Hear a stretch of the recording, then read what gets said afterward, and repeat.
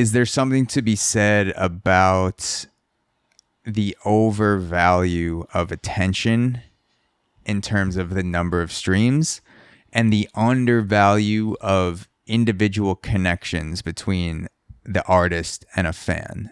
So essentially, maybe you have 50 million tentacles out reaching out from your music, and they're all touching people that are streaming it on the surface. If you visualize that, there's 50 million tentacles extending from you, and it's touching people's hands and feet, but it's not really tied to them.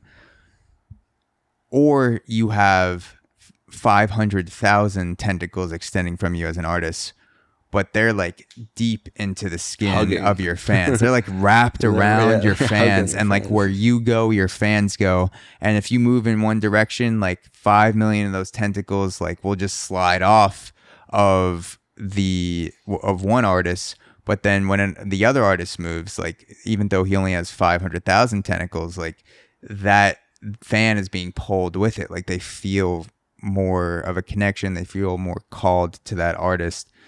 And sometimes I feel like TikTok it's driving baseless attention in a way that artists may be overvaluing. And that's not really a question. That's just something I was thinking about. It's hearing the hearsay about Lil Nas X, and then my own experience going to concerts with guys like Odesza, that I see the streams. It's not absurd, but they sell out shows like in a fucking second whenever they announce it.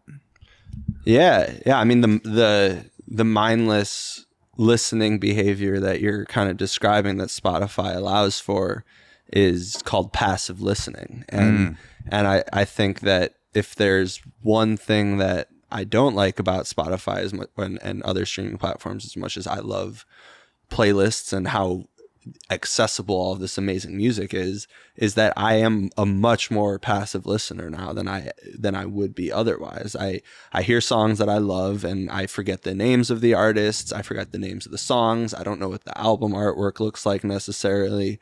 And I think that it's a struggle that a lot of artists are having is they're finding creative ways to grab those passive listeners, and it's driving streams.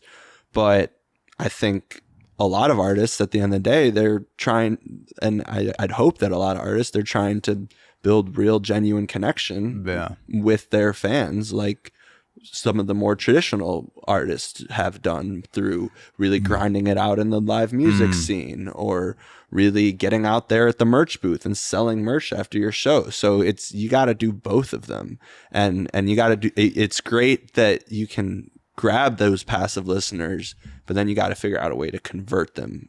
And if you can't convert them, then I guess your music is going to get lost, because there's so much music being released every single week. Who's the last artist that you listened to in a non-passive way? You weren't driving, you weren't doing something else, but you were like in the moment, present, listening to that song or that album through and through, just for that artist specifically.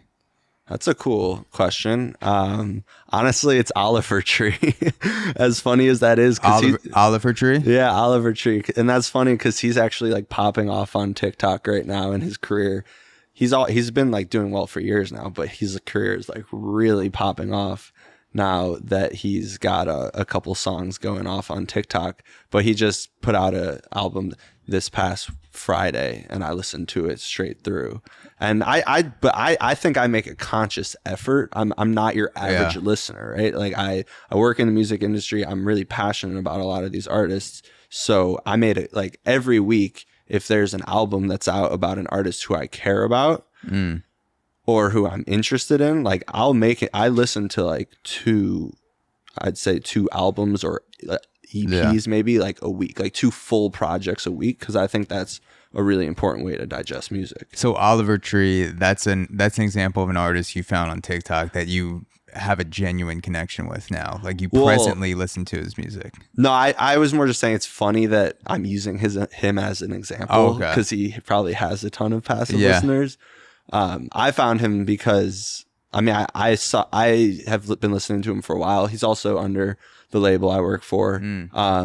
And he also, I saw him at Firefly this past summer, and it was an incredible show. So lots of different factors. But hey guys, this is a quick reminder to check out AUXORO Premium, the best deal in premium podcasting. On AUXORO Premium, you gain access to bonus episodes, the unlicensed therapy series, the ability to submit topic suggestions for the podcast, exclusive Ask Me Anything episodes, and the entire premium catalog for only $5 per month. Go to auxoro.supercast.com, that's AUXORO.supercast.com, to join the premium gang today.